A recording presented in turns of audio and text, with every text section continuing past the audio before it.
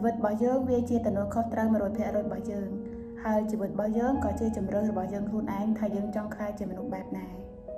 ការជ្រើសរើសធ្វើអីមួយអត់ចាំបាច់ត្រូវរំពឹងថាអ្នកដទៃគេចូលចិត្តឬក៏អ្នកដទៃគេយល់ស្របជាមួយនឹងការជ្រើសរបស់យើង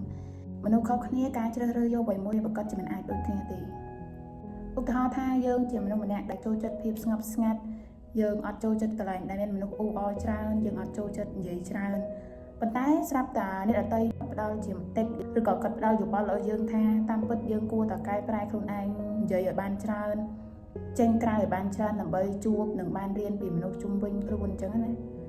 ប៉ុន្តែនៅពេលដែល personality របស់យើងវាមិនមែនជាមនុស្សដែលនិយាយច្រើនមិនមែនជាមនុស្សដែលចូលចិត្តរឿងទាំងអស់ហ្នឹងពេលដែលយើងកែប្រែវាយើងអត់សប្បាយចិត្តក្នុងការធ្វើវាទេពេលយើងធ្វើទៅយើងមានអារម្មណ៍ថាយើងសម្ដែងវាមិនមែនជាយើងខ្លួនឯងចឹងសួរថាអ្នកទាំងអស់គ្នាគួរតែកែប្រែខ្លួនឯងបើសិនជាករណីយើងកែប្រែវាបានកែប្រែចុះវាអត់មានគុណវិបត្តិទេវាមានគុណសម្បត្តិបន្ថែមលើអីដែលអ្នកទាំងអស់គ្នាកំពុងតែមានអ្នកដទៃសិតតែអាចបញ្ចេញមតិសិតតែអាចផ្ដល់យោបល់ឲ្យយើងបានគ្រប់យ៉ាងតែសួរថារឿងទាំងអស់ហ្នឹងយើងត្រូវតែជ្រើសរើសតាមអ្វីដែលយើងចង់ធ្វើខ្លួនឯងឬក៏យើងចង់ជ្រើសរើសតាមការផ្ដល់យោបល់ឲ្យអ្នកដទៃ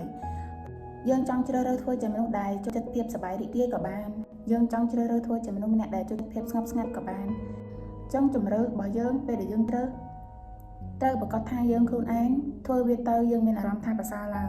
មិនមែនធ្វើវាទៅហើយមានអារម្មណ៍ថាកាន់តែដុនដាបជាងមុនទេអាហ្នឹងវាមិនមែនជាជំរឿល្អសម្រាប់ខ្លួនឯងទេប៉ុន្តែវាជាការដាក់សម្ពាធឲ្យខ្លួនឯងបន្ថែមទៀត